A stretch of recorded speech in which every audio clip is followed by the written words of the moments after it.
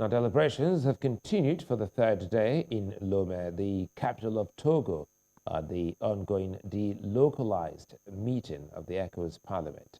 The meeting, which is a joint committee meeting of the Parliament's Committee on Public Accounts, Administration, Finance, Budget, Macroeconomic Policies and Research, Customs, Trade and Free Movement, has been looking at the Commission's 2020 audit report and financial management letters.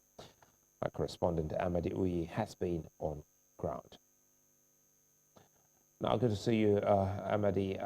Can you give us a summary of what transpired today in Lome, Togo? Okay, in the last 2 days, the committee has been looking at that report as just like you highlighted earlier on.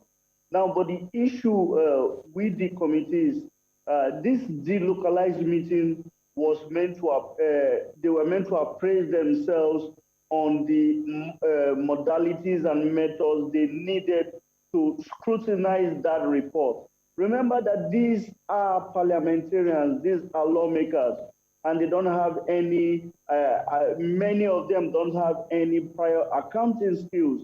But the laws of the commission and the parliament mandates that when this report is submitted, that the parliamentarians will have to oversight, look at the report. And we're not just talking about a report of 10, 15, or 30 pages. So you see, you have these politicians who don't have the accounting experience. They are saddled with oversighting and scrutinizing this report in their bid to entrench democracy. So in the last 2 days, today was the third day, it was actually to appraise the lawmakers of the task ahead, and then they will map out a strategy, practical strategy by which they would approach this task required from them by law. So today was a summary of the deliberations of the last 2 days by members of the ECOWAS Parliament here at the delocalized meeting.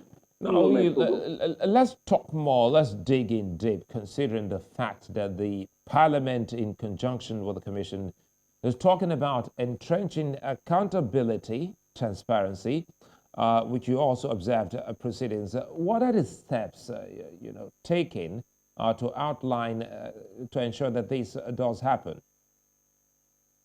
Now, one of the major problems that the Parliament identified today was you are talking about a commission comprising of about 15, 16 member states, and these states, they are regional institutions running in these states.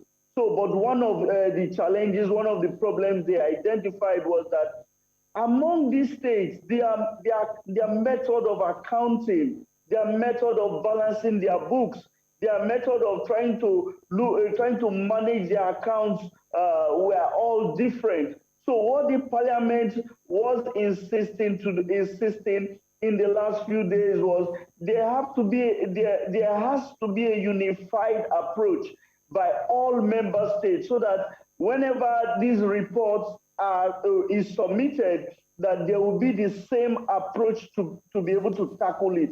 Remember that the Office of the Auditor General, the Office of the Auditor was recently created.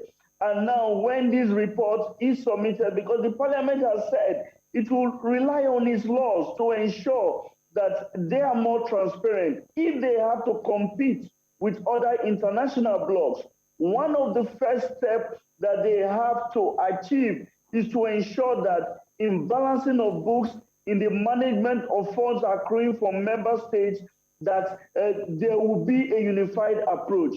They also observed that ECOWAS is run by collection of levies from member states. How are these levies collected? How many member states meet up to their financial responsibilities to the commission, to the bloc, to the body? Before now, it used to be the ECOWAS Commission that was saddled with the responsibility of impressing on the Committee of ECOWAS heads of state to pay their levies. But since there is a parliament, there was also talk on involving the parliament to be able to, because they are lawmakers from their own countries who are nominated to serve in the ECOWAS Parliament. Since they are based in their own countries, they can, to a large extent, influence their governments to meet up to their financial responsibilities to the Commission and the Parliament. Well, I'd like to thank you for your time, and I hope that we get more update on the proceedings. Amadin Uyi of News Central Television live in Lome.